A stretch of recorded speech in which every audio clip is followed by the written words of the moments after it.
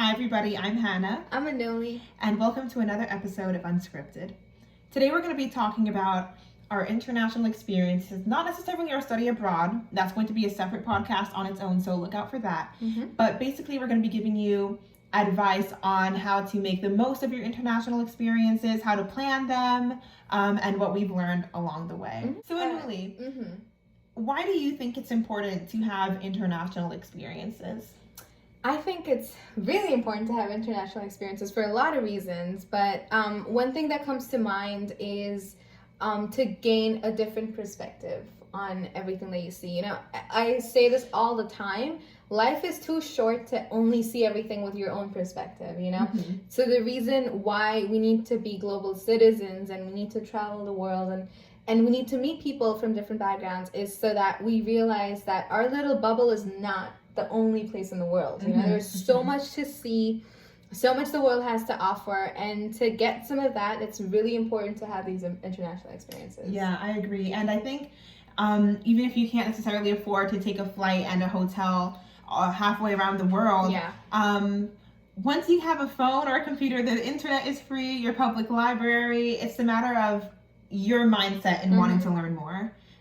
Because the same person who isn't going to take the initiative to learn more on their own from their home isn't going to take the initiative to learn more if you put them in the middle of a different country anyways. It matters on your mindset. And if you're somewhere in between there, where you have some money to travel, but not necessarily to a different country, some places within your own country are like a different world on their own. So definitely, whatever opportunity you do have to get to learn about outside of your own bubble, do that. I mean, even in a college campus, it's like we're in our own little bubble. If we didn't want to, we don't have to leave our college campus. You have everything you could possibly need here. But try and get out there. Yeah, I agree. And like you said, with college campuses, like there's people from all kinds of backgrounds and different kinds of people.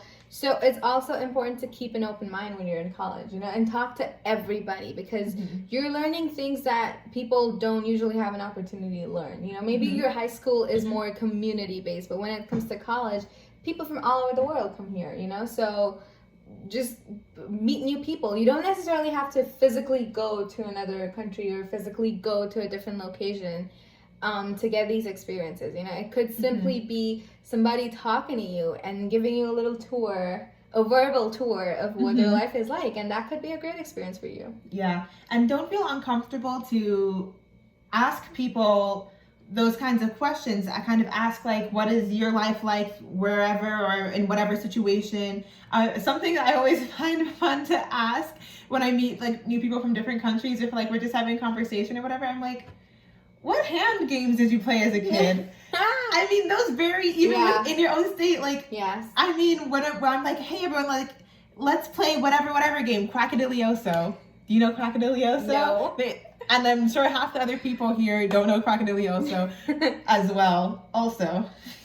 But that's something I grew up learning, and other people in my community grew up learning as well. So I feel like that's just even a little interesting thing to talk about. Yeah, for sure, Don't ask questions that you can Google, because that's annoying. But you know what we mean. I agree. There's a thin line between being ignorant and being curious. And I think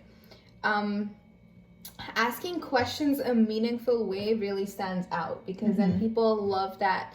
You know, you want to learn more of their culture, and people are always open to helping you learn more about their culture. But if you ask questions that are really obvious or might sound condescending or might be questions that you can just Google and you don't have to ask them, then it's just like, well, okay, like, do you want to learn about my culture, or are you just trying to make small talk, or what is going on here, you know? So you really need to find that thin line between the two things. I agree. And don't be judgmental when you're talking to somebody about their culture. I was telling you the other day, I don't know if you remember, about an article called like the rituals of the Nacirema or whatever it was. I think we talked about it. Okay, I'll post the link to where you can find the article. But basically, spoiler alert, The article is about these people who have all these rituals that might sound foreign to an American, but Nacirema backwards is American. And it's basically showing how in your studies even, or in your textbooks even, people can really put a twist on things to make it sound like something horrible that you maybe never want to experience or whatever, but that actually is your own culture, or it's actually not that weird to somebody that's living in it in general. So just keeping that in mind is going to be helpful for you when you're meeting new people. So we talked a lot about how international experiences can help you really see what the world has to offer, right? So when we talk about meeting new people or people from different cultures, when I first came here, I was introduced to a whole new culture. So meeting everybody and understanding how even if everyone comes from the same country, everyone has a different background and everyone has a different way of thinking, you know, and not necessarily because of their upbringing. It's just because of the geographic location that they're from, you know, and that was very interesting for me to look at. So that was something that taught me you don't need to be separated by an ocean to be different. You know, you could it could just be somebody from the next state that's totally different. And that's why I feel like that helped me grow my perspective, that I didn't know that.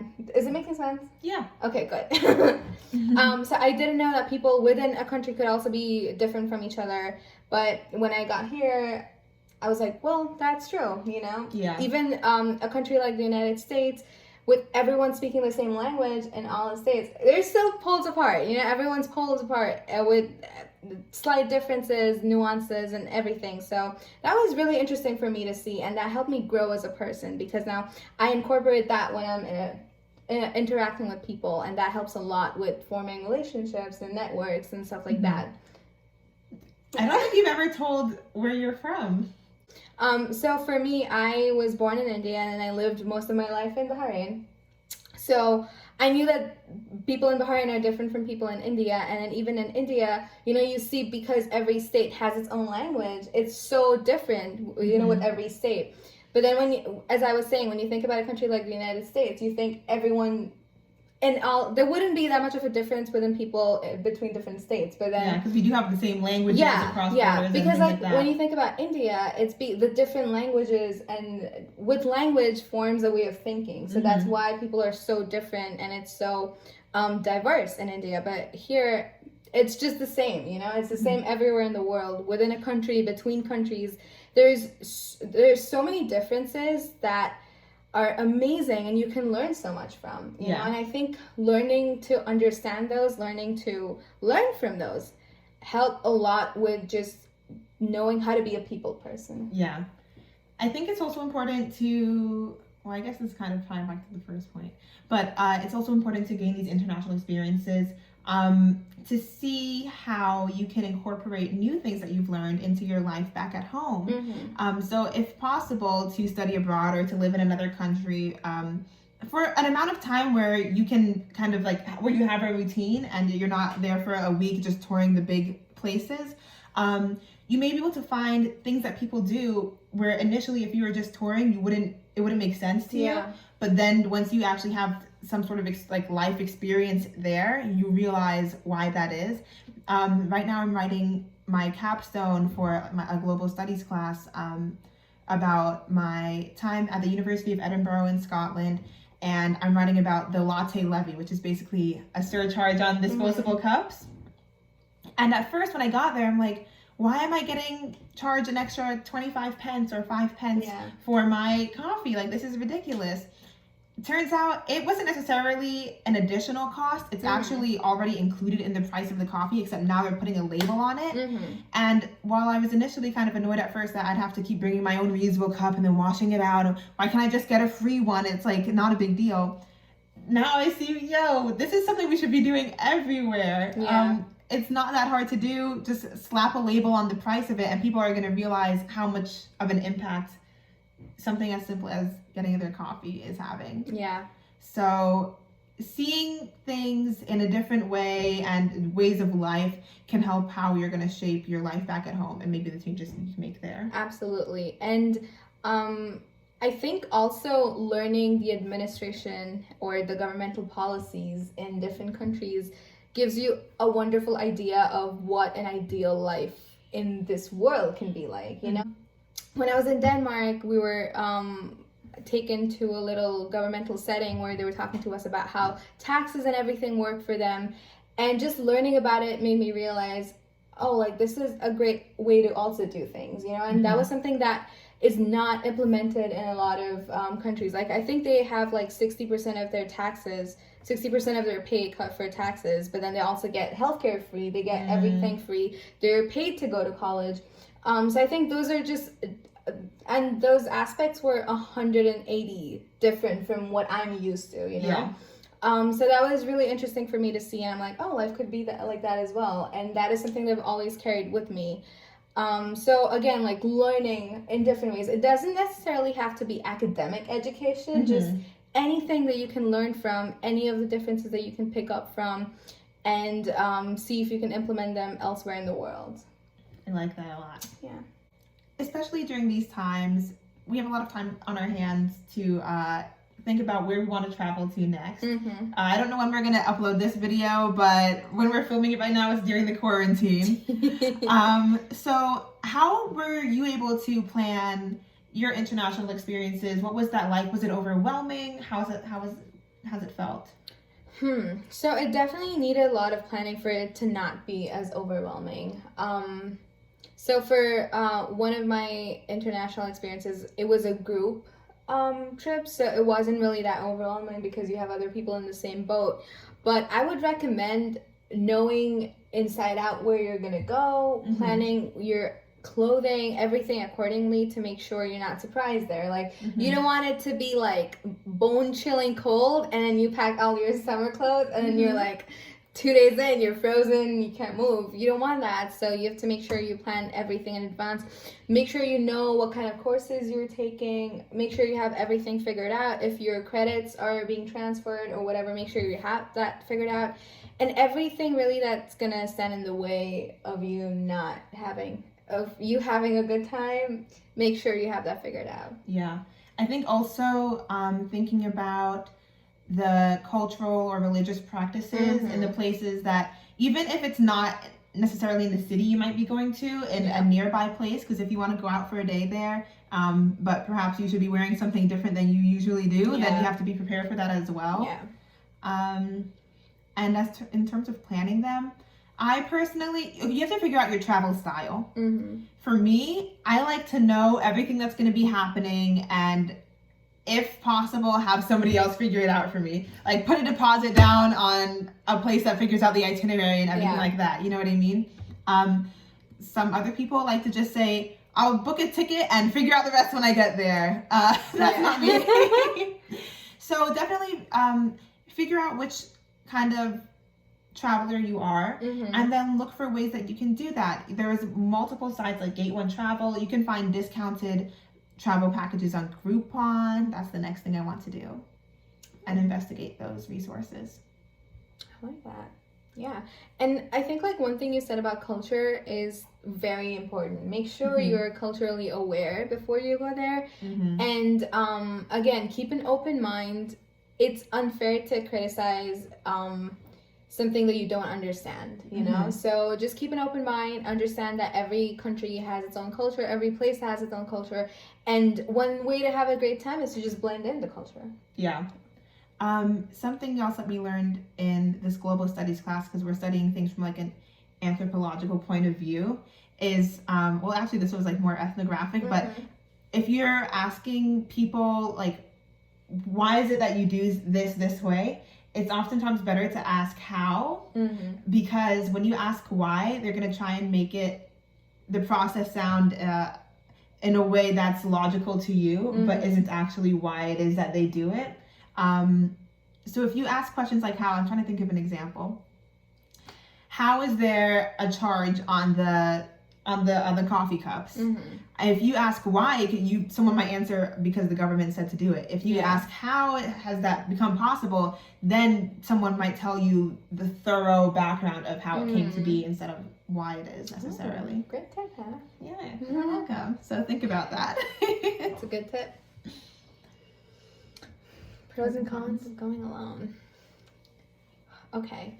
So, one thing that is important to remember is whether or not you're going alone or not. So you have to plan accordingly. Now, if you're going with a group, or you're going with your family, or going with somebody that you know and you're comfortable with, I don't think it would be that stressful of a trip, because you obviously have somebody looking out for you. If you lose your passport, you have somebody to freak out with you. So it's not really that's so rude. Right. So it's not really that bad. But if you're going alone, on the other hand, there is a little more planning that comes into play. What do you think?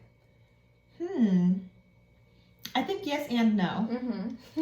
I think it's, if you're going to go with a travel buddy, or you have a friend that you want to travel with, go on a day trip somewhere else with them first. Somewhere nearby, right? I learned this for the first time last semester. A friend and I, we were like, let's take a little trip to Glasgow for the day. Edinburgh to Glasgow is like maybe less than an hour's train ride, which is great. And it's cheap to get there. It's a day's trip. And we realized that we'd be like really great travel buddies just from that one trip. And then it's better than like traveling for a couple days or a week or whatever, somewhere so much farther, and realizing that this person you never want to see again because you hate traveling with them. Do you know what I mean? If possible, take a little day trip. The trip comes to an end, and so does the friendship. Big yikes. But in terms of planning, like the workload of planning with more people or less, depending on who you're traveling with, it could be more or less work. If it's going to be a group of you guys, you have to figure out the Airbnb and then the Venmo, and then it's like, it's too much. Sometimes it's better if you know what you're doing, you can pay for what you're about to embark on. And if you want to see the museum that day, you go. And if you don't, then nobody is breathing down your neck because you guys didn't stay according to the plan. That being said, as well, sometimes it's easier to break up the workload in terms of planning. But that's why it's also important to go with somebody that you're really comfortable with, that you've known before, not just somebody you met 2 days ago and then you're like, oh, let's go. Definitely don't do that. And then no, that's not how it works. But again, making sure that you're comfortable is at the bottom of everything. Like if you're a planner, plan your life out. Like it's okay. Plan your life after the trip. Plan your life 20 years after the trip. Do whatever makes you happy. If you're somebody that loves the spontaneous adventure and the adrenaline that comes with it, go for it. Lose your passport. See how it feels. It's great. I feel like I'm talking about losing my passport a lot, but I have never lost my passport. I feel like I'm just one of those people that are really, really anxious when traveling, and not like visibly anxious. I just need to feel my passport at all times. So every 2 minutes, I will go into my little bag and make sure it's there. And my boarding pass is there, and that's why I feel like I'm not one of those people that'll ever lose their passport. But hey, and let's knock on wood for that. Oh, please don't! I shouldn't have put that out in the universe. Oh my God! If the universe wants to play a prank on me, you guys, it's not a good time for it. Oh no! Okay, well, hopefully that doesn't happen. It won't happen. I'm really good. So next we have how to have the most fulfilling experience while traveling. Part of the thing that we talk about, spontaneity, I want to also maybe give a tip that even if you do like the adventure of it all, have a couple things in case when you get there, you're like, so where do I go from here? And you're not wasting your time figuring out things to do. I heard that looking on like Airbnb's recommendations like of things to do, it might be something worth checking out. I don't need to tell you this. Ask the people at the front desk of your hotel or whatever for recommendations as well. How have you been able to get the most the most out of your experiences, do you think?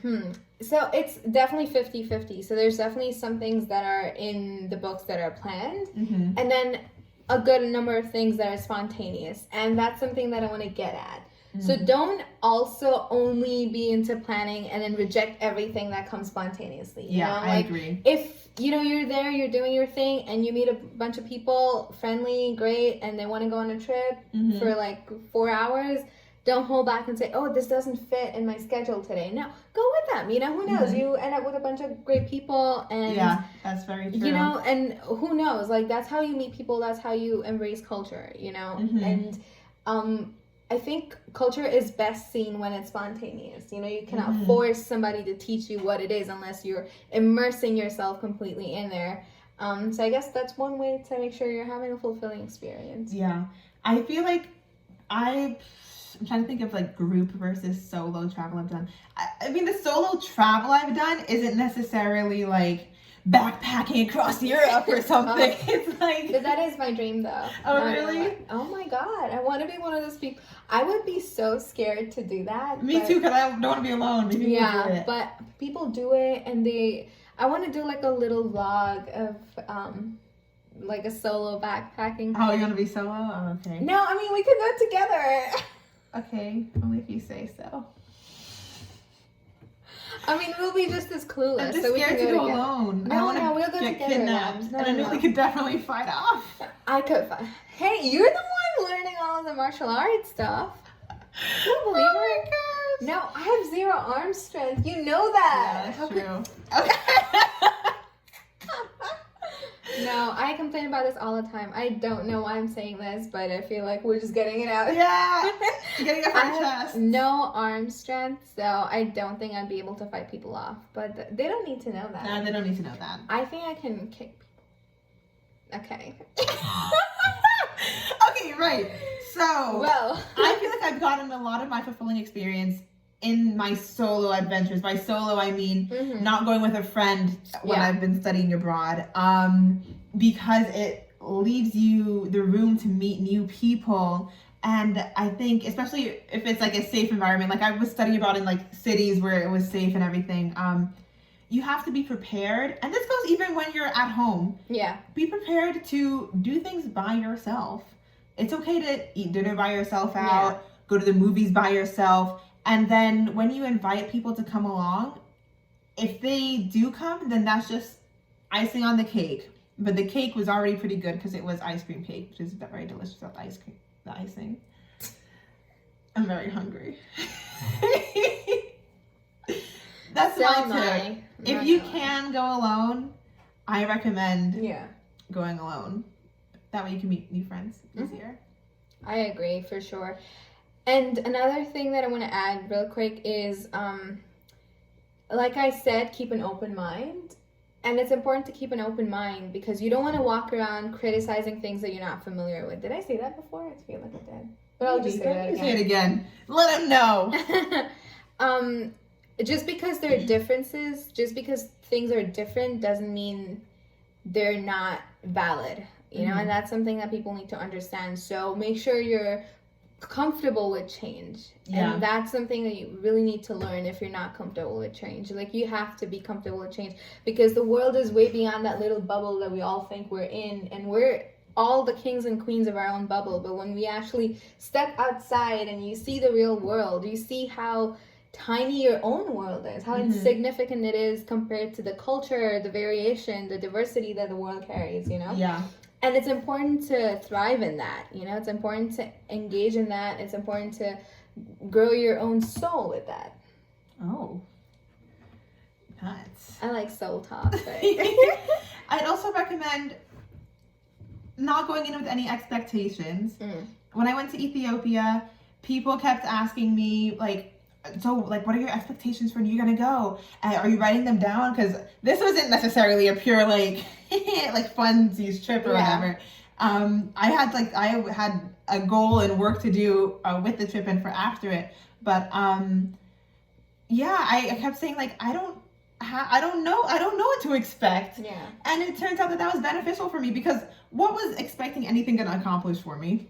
Like, if it turns out to be exactly the way I might think it would be, okay, cool. If not, then I'm learning something new. But either way, I'm learning something at the end of the day. So don't go in with any expectations, because going in with those might lead you to create assumptions of what life should be like instead of just seeing it as it is and being like, all right, so this is the way it is.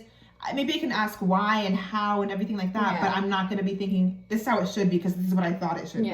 Yeah, exactly. And if you go in without expectations, everything will seem natural. Exactly. As opposed to like going in with expectations, and you will force everything around you to play according to your expectations. And then that really beats the whole point of going out and experiencing culture and yeah, exactly. and feeling everything in the most natural way possible. I agree 100%. Are we done so? I think so. Okay, should we do a wrap up? Yeah. Okay. That was a really good discussion on international experiences. I definitely learned something. Me too. So remember, today we talked about not going in with expectations. Right. Accepting the culture for what it is and not necessarily passing any judgments on it. Yeah, and learning who you are as a traveler and making sure you're at your most comfortable when you're traveling, be it solo or in a group. If you're a planner, plan ahead. If you're not a planner, don't plan, but don't force yourself to do things that you're not familiar with, because then that adds to the stress of the situation, and you don't want that. Exactly. When you're looking for travel buddies, go on a little day trip with them first. See how you guys are able to handle that before you decide to venture across the world. And if you can't venture across the world, know that you can find the resources to do so, because it's not necessarily about having the money, it's about having the mindset. Yeah. All right, well, thank you guys for watching. We hope you enjoyed it. I'm Anuli. I'm Hannah. And this has been another episode of Unscripted.